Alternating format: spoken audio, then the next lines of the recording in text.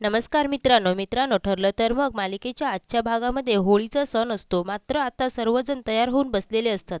त्यावेळी पूर्णाजी म्हणते, पूजेची तयारी झाली का? तेव्हा विमल हो असं म्हणते. तितक्यात तेथे प्रतिमा आणि प्रिया देखील येतात. त्यांना बघून सर्वजण खूप खुश होतात. त्यानंतर प्रतिमा विचारते, कशा आहात पूर्णाई तुम्ही?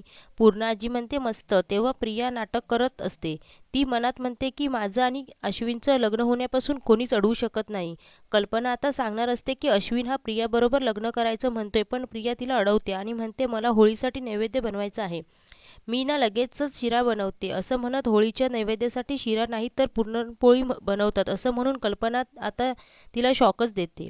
तेव्हा प्रियाचा चेहरा पडतो आणि ती म्हणते पुरणपोळ्या का? तेव्हा कल्पना म्हणते हो अगं, आता हा नैवेद्य तुझ्याच हातून व्हायला हवा अशी सर्वांची इच्छा आहे. किचनसुद्धा तुझंच आहे. आता कल्पना काही कोड्यात बोलत असते ते पाहून आता प्रतिमा लगेचच तिच्याकडे पाहू लागते. त्यानंतर आता प्रिया म्हणते, कसं आहे ना, आईना दर सणाला इकडे यायची आणि काय काय बनवायची, तशी मी दर सणाला इकडे येत राहीन असं आता प्रिया म्हणते. त्याचवेळी पूर्णाजी म्हणतात, दर सणाला आता तुलाच बनवायचं आहे इथे सर्व, त्या असं म्हणणार असतात. तेवढ्यात प्रिया त्यांना अडवते आणि लगेचच म्हणते, विमलताई, अहो कुठे काय काय ठेवलंय जरा सांगता का तुम्ही? आणि ती पोळी बनवायचा प्रयत्न करत असते, परंतु आता तिच्या हातून पुरणपोळी व्यवस्थित बनत नाही.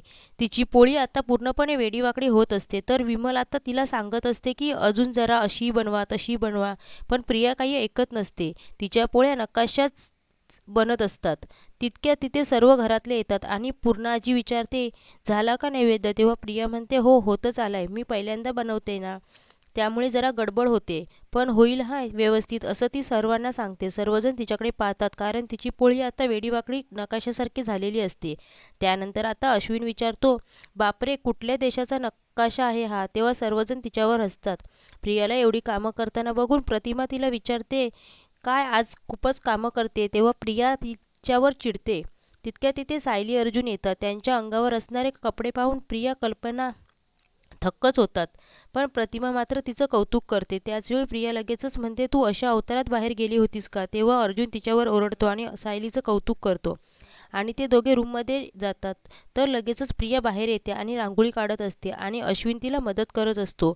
त्यानंतर प्रतिमा पूजेची तयारी करत असताना प्रिया तिथली गवताची पेंडी घेते आणि त्याला आग लावते. त्यानंतर प्रिया लगेचच म्हणते, आई असं म्हणून प्रतिमाला मागे पाहायला लावते. प्रतिमा मागे पाहते तर तिला खूप मोठा धक्का बसतो, कारण प्रियाने गवताची पेंडी पेटवून आणलेली असते. ती पेंडी पेटवलेली पाहून प्रतिमाला खूपच मोठा धक्का बसतो. प्रतिमा तिला लगेचच म्हणते, अगं माझ्याकडे नको घेऊन येऊस तिला. ते सगळं क्षण आठवतात ज्या क्षणी मैपतने तिचा चेहरा जाळलेला असतो. प्रिया ऐकत नाही. ती पेटलेली गवताची पेंडी जवळ घेऊन जाते आणि प्रतिमाला घाबरवण्याचा प्रयत्न करते. मग तेवढ्यातच सायली अर्जुन बाहेर येतात आणि प्रियाचा हा मूर्खपणा पाहतात. त्या दोघांनाही प्रचंड धक्काच बसतो. तेव्हा प्रतिमा आता जोरातच ओरडते. त्याचवेळी सायली आता जोरातच ओरडते, प्रिया तू हे काय करतेस? कळतं का तुला? मग आता लगेचच अर्जुन तेथे येतो. प्रियाच्या हातातून ती आता गवताची पेंडी काढून घेतो.